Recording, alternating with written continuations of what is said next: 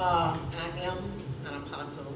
I've been pastoring for 23 years, coming up this month. um, and I heard the young man talking about serving. And I want to talk to you about serving. When we started our church, me and my husband and I, my pastor released me, and one of the first things he asked me, where were you going to get your peoples from? And some have heard a little bit of this. And I told him, I said, the Bible says that the harvest is plentiful, and the laborers are few. So my husband and I started our ministry from the streets. We started our ministry from the streets 23 years ago, and we went into the projects. We went and got the drug dealers. We got the prostitutes. We got those that was wounded, that was hurt. Luke 4:18 says that the Spirit of the Lord is upon us because he has anointed us to preach the gospel to the poor.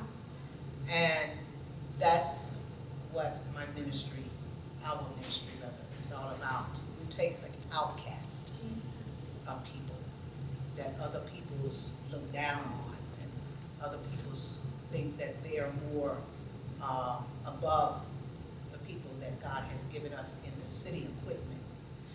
And out of all 23 years, I think last year was the first year that my church has been able to pay me $100 a Sunday. Yes, me and my husband. Many peoples have gotten saved, sanctified, and full of the Holy Ghost. And we have not wanted for nothing. He's a keeper. Yes. He's a keeper. And so serving, sometimes we look to people to pay us. But the Bible says, look to the hills, which cometh our help. That's right. For all our help cometh from the Lord. I was telling a group of people this morning that there have been difficult times, hard times in ministry. We're still praying that God would build us a church because we have so many children.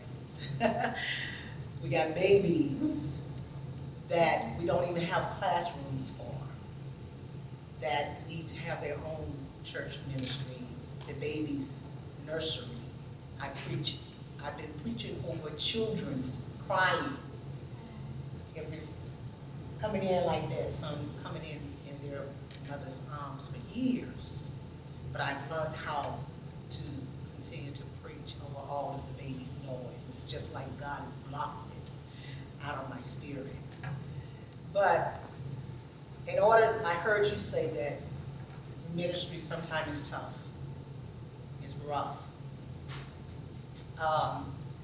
And the only thing that will keep you there is not your title. Somebody talked about title. It's not your title. It's not your fame. The only thing that has kept us in it is the call. The call. The call will keep you when you want to stop. Many times we've been want to quit. Many times I've been researching other churches to try to find somewhere else to go. But I heard the voice, just like you said. I heard it when I was in Illinois. That God brought me back to Quitman. Jesus. To start a church in Quitman, Mississippi. And to give all of you guys comfort, I wouldn't take nothing for my journey now. The God that I serve have healed me from a brain tumor. Amen. Where I was blind. I asked the Lord if he didn't heal me. I did not want to be cut on the head. I was ready to go at about 16 or 17 years old. But I told him, I said, if you heal me without cutting my head open, God, the little faith that I had, I was just a Baptist little girl at the time, singing in the choir. Back then, I didn't see much of a leader. I heard the word, but I saw a lot of singing, a lot of preaching, and then coming out the door, drinking beer, going to the clubs.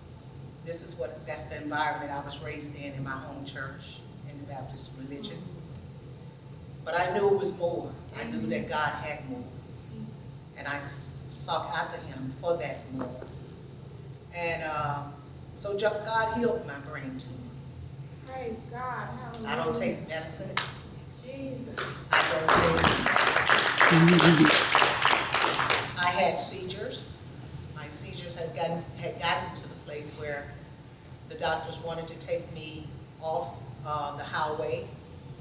I remember getting that last prescription. I used to work with Dr. O'Neill. And I told myself, I will drive. Jesus. I will drive. I will keep my license. Amen. And the Lord told me not to get that prescription filled. And I obeyed God. And I never have had another seizure. Hallelujah. That's how I got repaid. The members that I served and still serve, that's my mom, they still can't afford to pay me and my husband for what we have done in that city. Everybody knows us because we work in our community. But the greatest gift of all is the love of Jesus Christ. And he healed me from all of my past hurts, all of my past pains. Won't he do it, Pastor? He's a healer, baby. Amen. He's a healer. I got a lot to tell you, but my time is limited. But I just want to say I love you all. Those of you all that are working for the kingdom, it's paying off right now. Amen. Love you.